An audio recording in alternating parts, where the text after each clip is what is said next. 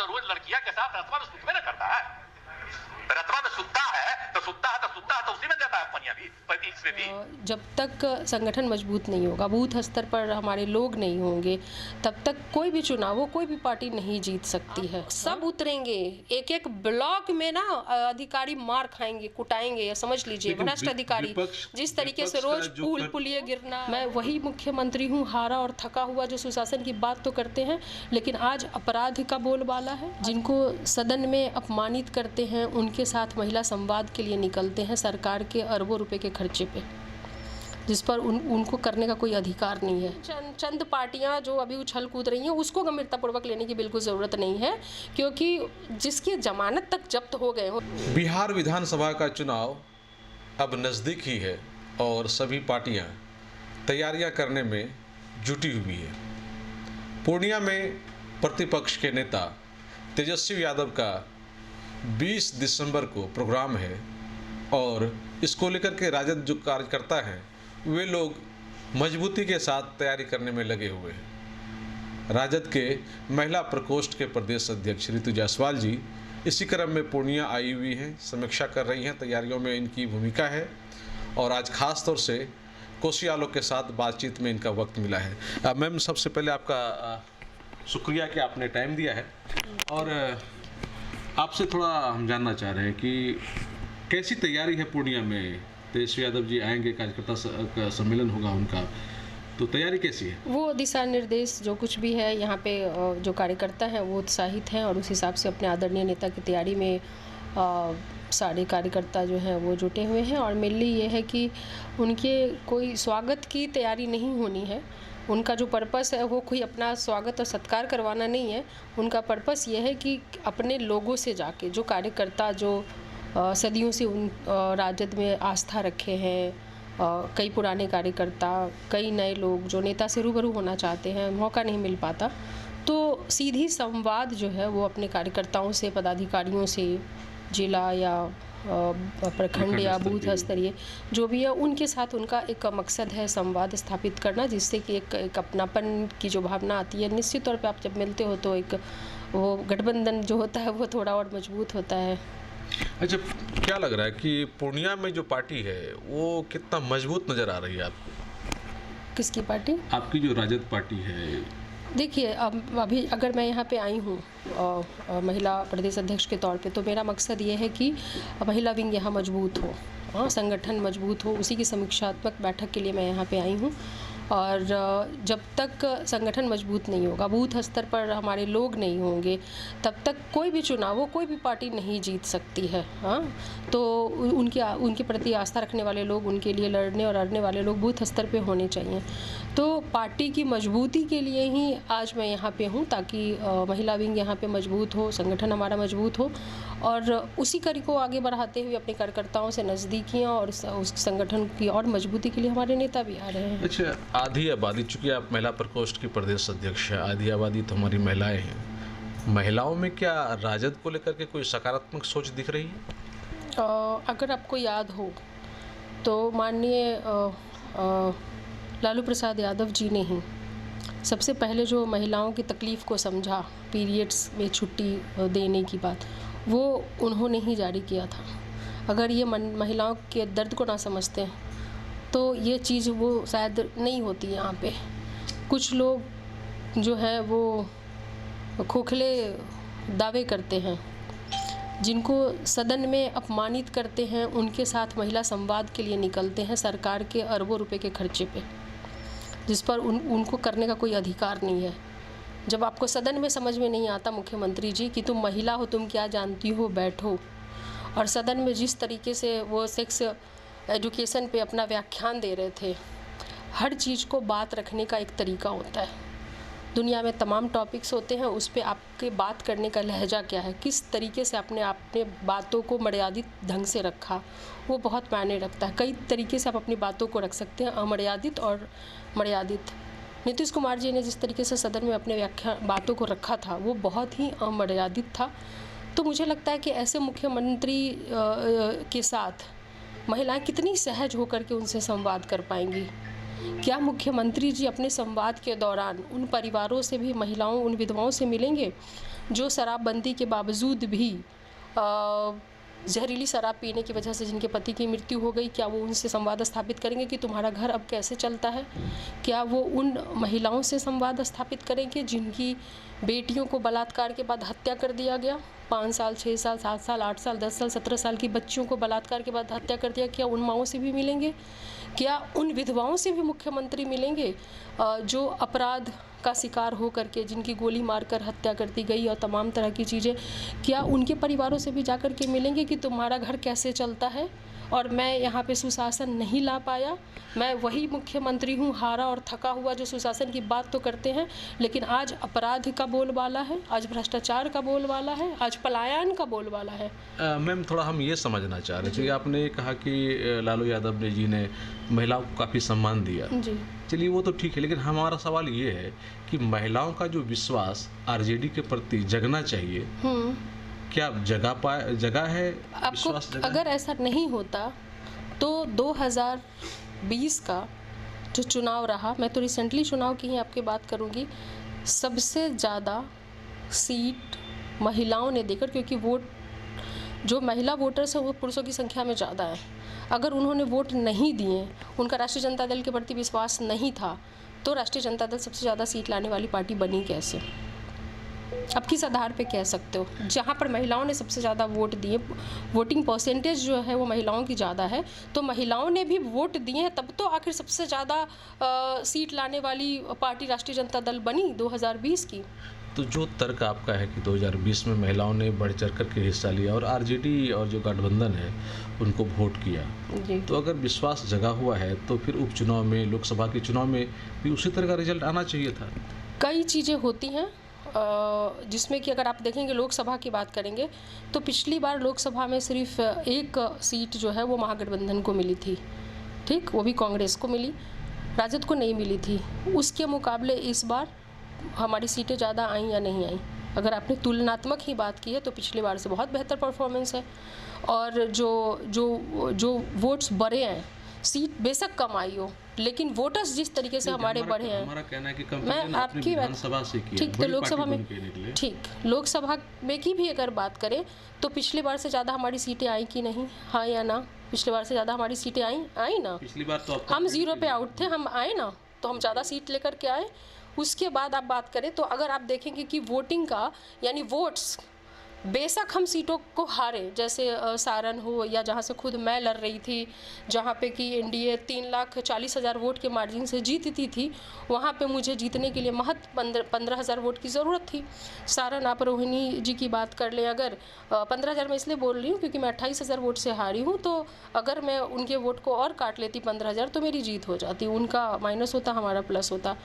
सारण का आप देख लीजिए, आप बेतिया का वहाँ का बगहा के पास वहाँ पे लड़ रहे थे, वो सीट देख लीजिए आप। यहाँ अभी वहाँ का देख लीजिए, किशनगंज का देख लीजिए। कई सीटें ऐसी हैं जो बहुत कम मार्जिन से, और जो फासला जो तय किया गया है ना, वो बहुत बांटा गया है, बहुत ज़्यादा।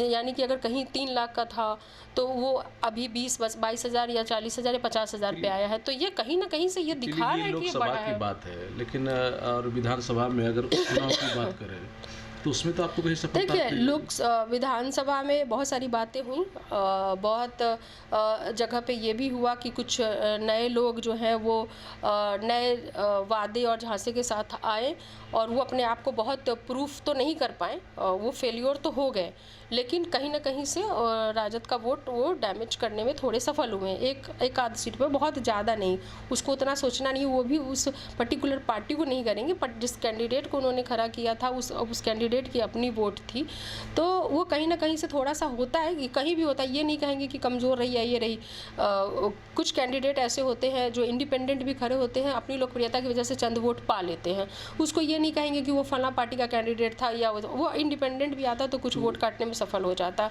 तो इतना ज़्यादा घबराने की जरूरत नहीं है। बहुत, मतलब आई हुई चंद पार्टियां जो अभी उछल कूद रही हैं उसको गंभीरतापूर्वक लेने की बिल्कुल ज़रूरत नहीं है, क्योंकि जिसकी जमानत तक जब्त हो गए हो, 4 में 2 जमानत जब्त हो गए, ठीक है, तो उसको गंभीरतापूर्वक लेने की ज़रूरत नहीं है। और जो परफॉर्मेंस रहा है 2020 के चुनाव का, उससे कहीं शानदार परफॉर्मेंस 2025 का चुनाव का रहेगा। सीट भी आपके सामने होगा, आंकड़े भी आपके सामने होंगे, रिजल्ट भी आपके सामने होगा और माननीय तेजस्वी प्रसाद यादव जी को मुख्यमंत्री जनता यहाँ की बनाएगी। एक बात कही जाती है कि युद्ध हो या प्रतियोगिता हो, जब सामने दुश्मन हो तो किसी को कमजोर नहीं समझना चाहिए, और आप कह रहे हैं कि उनको गंभीरतापूर्वक लेने की आवश्यकता नहीं है। दुश्मनी का और उसकी बात नहीं है, मतलब बात एक लेवल की होती है ना।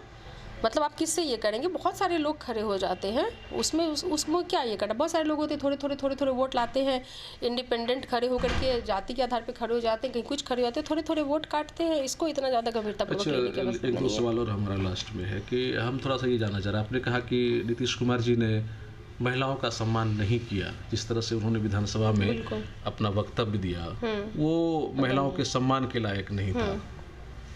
निकट दिनों में लालू यादव पर आरोप लग रहा है कि उन्होंने भी महिलाओं पर हम बस उन्होंने ऐसा क्यों कहा, उन्होंने जो कहा उसके कहने के पीछे कारण क्या था, वो सिर्फ मैं एक हमारे माननीय मुख्यमंत्री जी के जो विचारधारा है महिलाओं के प्रति। अगर लड़की पढ़ जाएगी तो जानते हैं लड़का और लड़की का जो होता है शादी, तो लड़कवा तो रोज लड़किया के साथ रतवा में सुतवे न करता है। रतवा में सुतता है तो उसी में देता है पनिया भी, पर इसमें भी तो ये तो आपने मैम समझा दिया कि ठीक है रात में करो, लेकिन अपना जो तुमको निकलने लगे तो बहरमा निकाल के बाहर फेंक दो। उनके जो उदार भाव है उसकी वजह से शब्द है, वो तो नारी का अपमान है।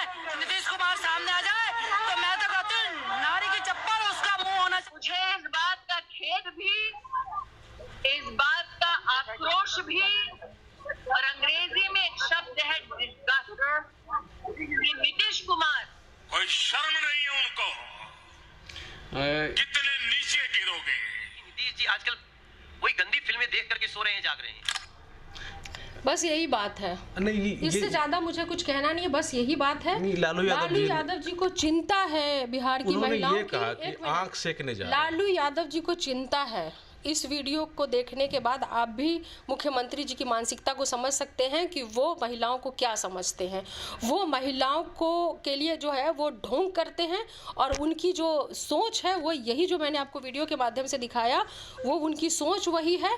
तो माननीय लालू प्रसाद यादव जी भयभीत और चिंतित थे कि ऐसी सोच वाले मुख्यमंत्री अगर महिलाओं से संवादित करेंगे तो महिलाएं कितनी सहज होंगी, उनको लेकर के उनसे संवाद स्थापित करने को लेकर के कितनी सहज होंगी। बस उस चीज़ को लेकर के जो चिंतित थे, ये बात उन्होंने रखी। जिस तरह से तेजस्वी यादव जी ने कहा कि आरजेडी जो है वो सिर्फ किसी खास समुदाय जाति की नहीं, माए बाप सबकी पार्टी है।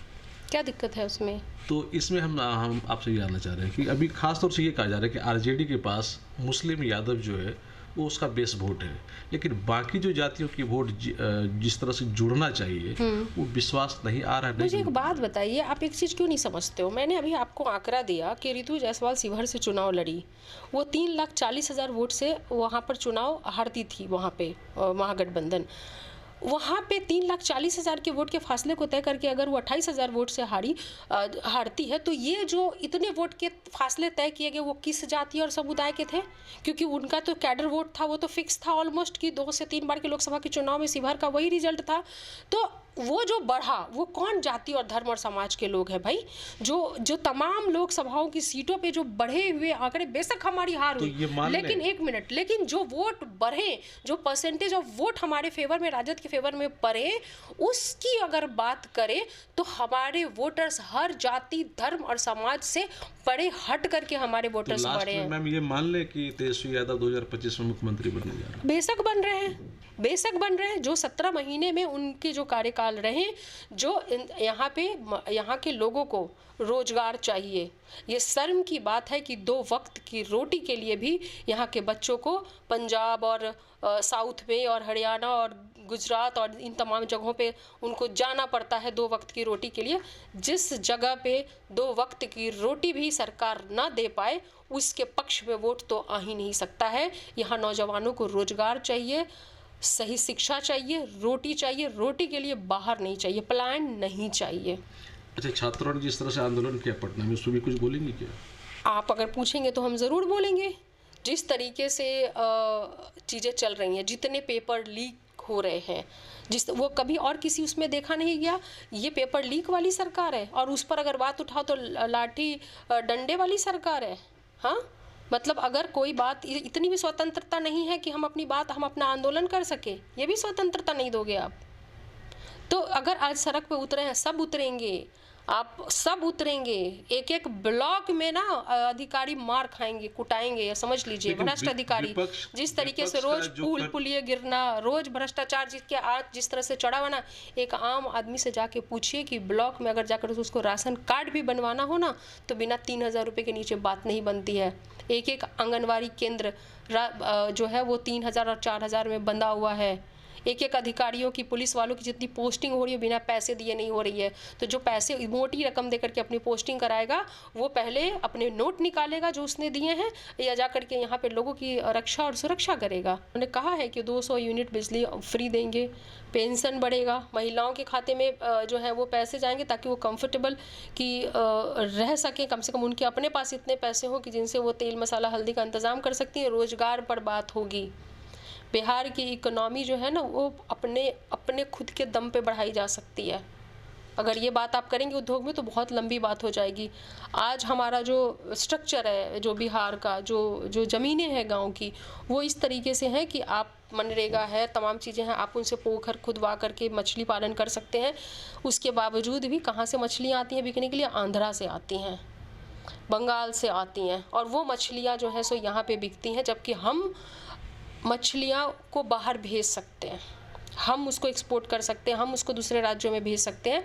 लेकिन ये इतने के बावजूद भी फ्लोरिकल्चर की बात करें, बिहार की मिट्टी ऐसी है ना कि गेंदे का फूल तोड़ के फेंक देंगे ना अगर, तो वो पत्ते निकल आएंगे, उस पर कोई ज़्यादा रिसर्च करने की ज़रूरत नहीं है। लेकिन दुखद ये है कि आज भी फूल जो है वो बाहर से आते हैं, तब जाके यहाँ बारातियों में सजते हैं, जबकि यहाँ पे उसका उत्पादन बेहतर तरीके से हो सकता है।